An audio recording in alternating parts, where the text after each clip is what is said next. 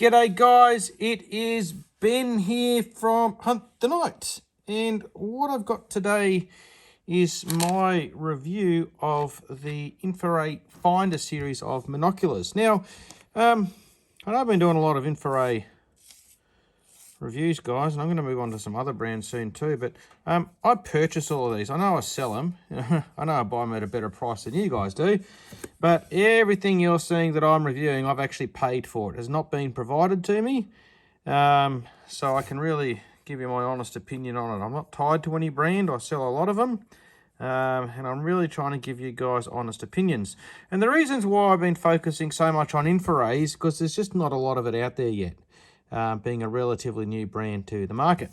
So let's have a chat about these two little devices. On my left, I've got the FL25, which is a 384 by 288 12 micron sensor thingy, Bob.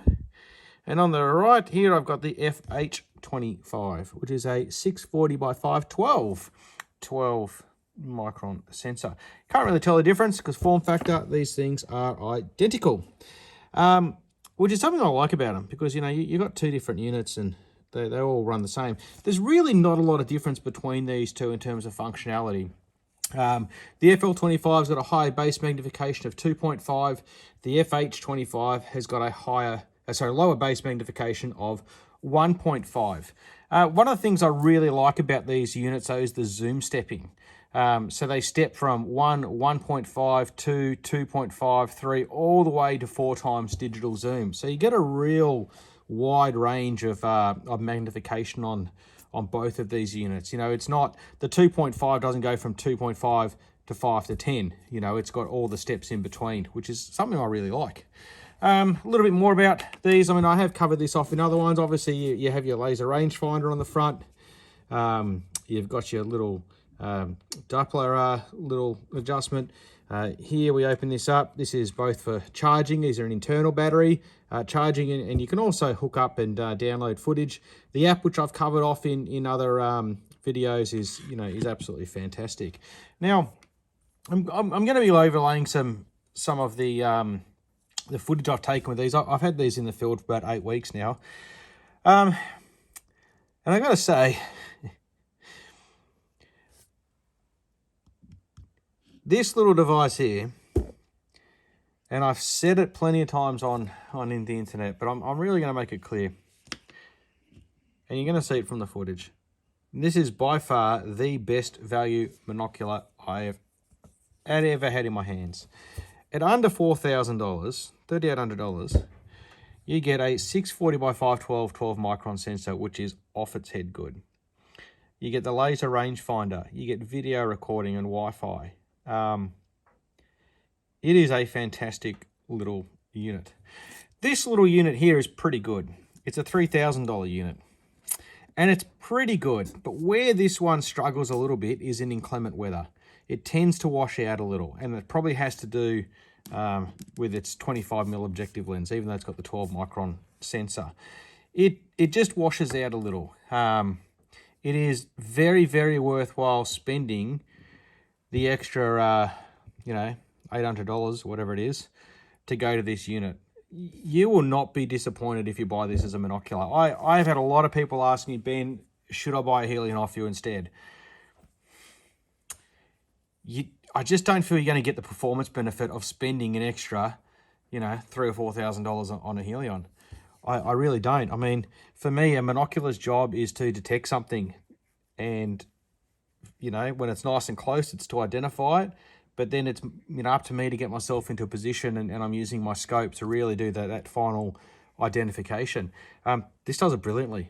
Some of the footage you see, some of it, you're seeing things from a long distance away, and you've got no idea what it is. It is by far the best value thing I've ever had in my hand. The other little differences between these two is this one has ultra clear mode, where this one doesn't. So the image is just, even more refined. And this also has a warm and cool palette, which I like as well. So you can actually change it from a kind of a, I guess more of a Trail 1 versus Trail 2 look. If you guys have ever looked through Trail, one's a cool mode. So it's quite there's a lot more greys, I guess, and then the other one's got a lot more hues in terms of being a warm mode. And I like that too, being able to swap between the two. Just adds you another little tool, given its environmental, in the environmental conditions you use it. Both are the same in terms of activating and using the rangefinder, or taking a photo, or holding it down to start recording video. The little menu button's really cool, and it's quite intuitive. There are 2 menu systems in this. So if you hold the menu button down, you get things like Wi-Fi and all those other options you can turn on or off. But if it's a quick press, it gets you into a couple of sub-quick press menus. So the first time you press it, you can change the color palettes, and you can change the screen brightness. Sorry, the zoom is on the first quick menu. So yeah, press it and then press it again. Then you can change your screen brightness, and you can change the image sharpness as well.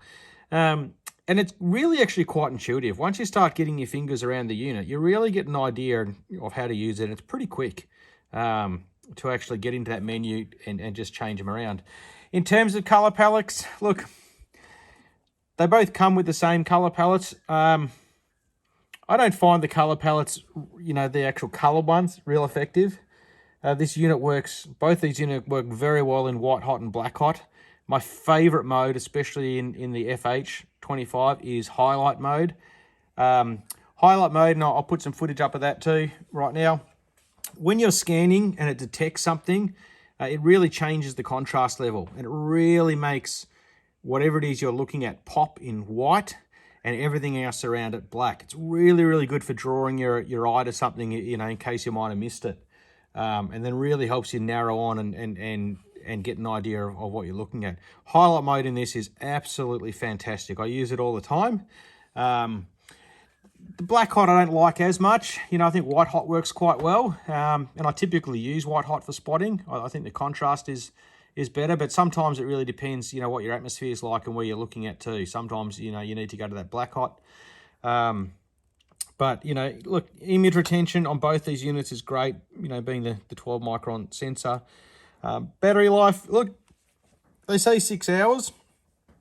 I'm going to say it's probably more like 4.5, 5 hours. I always carry an external battery pack with me. But I find if I'm putting it into sleep mode, and it's very, very quick by quick tapping this to go into sleep mode, and very, very quick to exit sleep mode, it's instant. I find I can get a whole night of hunting out of the way with it. I've got a couple of pro shooters I support that are doing long nights in the field, and they've got these mounted to their the roof of their vehicles, and they're all running external battery packs just to keep the thing running all night. And that's an option if you are going to mount it. Yeah, what else can I say? Not too much more. We sell a lot of these ones. I think you're going to find it hard pressed to find a better monocular for its money. It is unbelievable. And that's not to say there aren't better monoculars out there. Of course there are. You look at the Helion 2 Pro, for instance, it's a fantastic unit. It's a 50mm objective lens. It's a 25 net sensor. It's fantastic. It's not to say there aren't better monoculars out there. All I'm saying, for under $4,000, this is by far the best monocular you'll ever spend your money on. It's fantastic.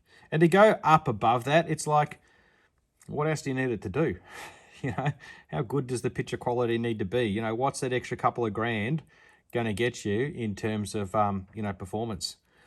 I don't know. I find that one hard to justify to my customers. Anyway, guys, that's my thoughts on those 2 monoculars. Any questions, shoot me a message. Don't forget to like the video and come and join the Australian Infiray Thermal Users Group. And also, don't forget our Hunt the Night Thermal Hunting Specialists group on Facebook as well. All right, guys, talk to you soon. Thank you.